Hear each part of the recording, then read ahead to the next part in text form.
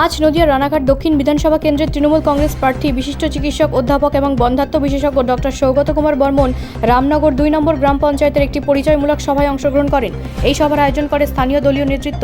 সভায় উপস্থিত হয়ে ডক্টর বর্মন নিজেকে সকলের কাছে পরিচয় করিয়ে দেন এবং বুথ স্তর, অঞ্চল স্তর ও এলাকার বিশিষ্ট নেতৃত্ব এবং দলীয় কর্মীদের সঙ্গে সরাসরি মত বিনিময় করেন। কর্মীদের পক্ষ থেকে ওঠা বিভিন্ন প্রশ্ন ও আপত্তিকর জবাব তিনি অত্যন্ত পেশাদারিত্বের সঙ্গে দেন এবং সম্ভাব্য সমাধানের আশ্বাস প্রদান করেন। এই সভায় তিনি স্পষ্ট করে জানান যে দলের সর্বোচ্চ নেত্রী মমতা বন্দ্যোপাধ্যায়ের নির্দেশে আইপ্যাককে নির্বাচন কৌশল নির্ধারণের দায়িত্ব দেওয়া হয়েছে। সেই অনুযায়ী সকলেই নির্ধারিত প্রচার কৌশল মেনে চলতে হবে। তিনি আরও বলেন, ব্যক্তি নয়, দলের প্রতীক ও ব্র্যান্ডই সবচেয়ে বড়, তাই সবাইকে শৃঙ্খলা ও নির্দিষ্ট প্রক্রিয়া মেনে কাজ করতে হবে। নিজের দীর্ঘ অভিজ্ঞতা তুলে ধরে তিনি ভিয়েতনাম আমেরিকার যুদ্ধের উদাহরণ দেন। তিনি বলেন, কিভাবে সীমিত ও ঐতিহ্যবাহী অস্ত্র নিয়ে ভিয়েতনাম সেনা ঐক্যবদ্ধভাবে সংগঠিত হয়ে শক্তিশালী মার্কিন বাহিনীকে পরাজিত করেছিল শুধুমাত্র সঠিক পরিকল্পনা, প্রক্রিয়া, ঐক্যের জোরে। সভা শেষে তিনি সকল দলীয় কর্মীদের ব্যক্তিগত মতভেদ ভুলে একসঙ্গে কাজ করার আহ্বান জানান এবং একটাই লক্ষ্য স্থির করার কথা বলেন, রানাঘাট দক্ষিণ আসনে জয় নিশ্চিত করা। তিনি আরও স্পষ্টভাবে বলেন, 29 এপ্রিল মানুষ তাকে আশীর্বাদ করুক বা না করুক, 4ই মে গোটা বাংলা সবুজ রঙিন হবে এবং মুখ্যমন্ত্রী মমতা বন্দ্যোপাধ্যায় চতুর্থবারের জন্য সরকার গঠন করবেন। শেষে তিনি জোর দিয়ে বলেন, এখন থেকে সংগঠনের ভিতরে পারফরমেন্সই হবে প্রধান মাপকাঠি এবং সবাইকে একসঙ্গে দলের লক্ষ্য পূরণের জন্য কাজ করতে হবে। ঘরের মধ্যে মশারি টাঙাবেন না, মশারি বাঁধার যে খুঁটিটা সেটা যদি না থাকে তাহলে মশাই কিন্তু আপনাকে কামড়াবে।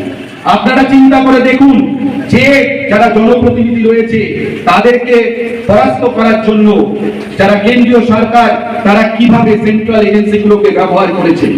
আইপ্যাকের অফিসে হামলা হয়েছিল, তার কারণ কারা জনপ্রতিনিধিত্ব করার জন্য সুযোগ পাচ্ছে তাদের নামটা সংগ্রহ করে তাদেরকে বিভিন্ন কেন্দ্রীয় সরকারের এজেন্সি দিয়ে তাদেরকে তুলনা করবে বলে।